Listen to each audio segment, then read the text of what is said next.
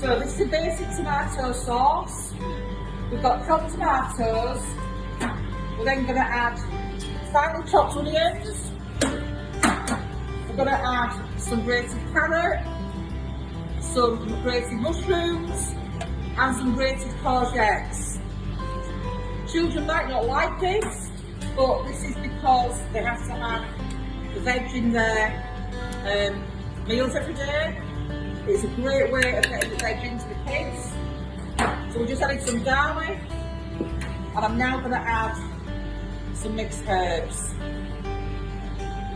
Let all this cook down. When it's cooked down,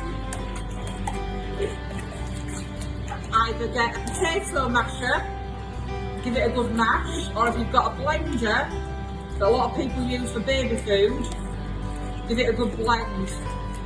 We use this in our cooking for pizzas, curry sauce bases, pasta bakes. The children will not know that it's got veg in it, but it's also a great way for the kids to get involved. That's as simple as it is. Come and join our online cookery courses the second week of Easter holidays and have lots of fun.